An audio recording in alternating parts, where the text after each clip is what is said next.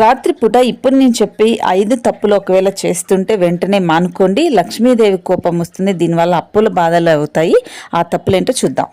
శ్రీ శ్రీ దుర్గా భవానీ ప్రత్యంగిరాదేవి జ్యోతిష్యాలయం గురువు గారు ఫోన్లోనే ముఖాంతరం పరిష్కారం అందిస్తారు. మీ ముఖము, పేరు, గోత్రం చూసి జ్యోతిష్యం చెప్పబడును. వివాహ, ప్రేమ, భార్యాభర్తలు, కుటుంబం, పిల్లలు, ఆరోగ్యం, ఆర్థికం ఇలా అన్ని సమస్యలకు పరిష్కారం చూపబడును.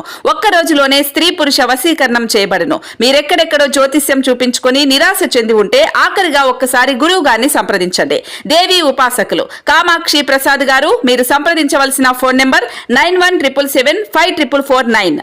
మొదటిది వంటగది పరిశుభ్రంగా ఉంచుకోవాలి. సో రాత్రిపూట చాలా మంది భోజనం చేసిన తర్వాత తిన్న గిన్నెలు, పాత్రలు అన్నీ అలాగే వదిలేసి పొద్దున్నే క్లీన్ చేస్తూ ఉంటారు.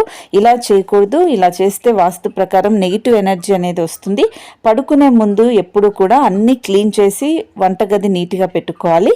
నెంబర్ 2 వచ్చి డబ్బు, విలువైన వస్తువులు. రాత్రి సమయాల్లో నగదు కానీ, బంగారం, వెండి ఇలాంటివి ఏవైనా కూడా ఎవరికి ఇవ్వకూడదు. ఇచ్చారంటే సంపద బయటకు వెళుతుంది అనేది అర్థం. సో దీనివల్ల మీకు అప్పుల బాధలు అవుతాయి. నెంబర్ 3 వచ్చి రాత్రి సమయంలో కొన్ని పనులు చేయకూడదు. వాటిలో గోర్లు కత్తిరించడం, జుట్టు కత్తిరించడం, జుట్టు దువ్వుకోవడం, చెత్తలు ఊడవటం, చెత్త బయట పడేయటం ఇలాంటివి అనేది రాత్రిపూట చేస్తే ధనం అనేది బయటకు వెళ్ళిపోతుంది. అలాగే నిద్రించే స్థలంలో జాగ్రత్తగా ఉండాలి. పడుకునేటప్పుడు మీ దగ్గర నీటి గ్లాస్ పెట్టుకోవడం, వాటర్ బాటిల్స్ పెట్టుకోవడం, మొబైల్ ఫోన్స్, పుస్తకాలు ఇలాంటివన్నీ పెట్టుకొని పడుకోకూడదు. ఇవి భారాన్ని తీసుకొస్తాయి.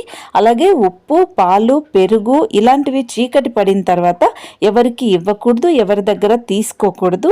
సో ఒకవేళ తీసుకుంటే మీకైతే సంపద పెరుగుతుంది, కానీ ఇచ్చారంటే ఉన్న సంపద పోతుంది. కాబట్టి ఇవన్నీ పాటించండి. వీడియోని షేర్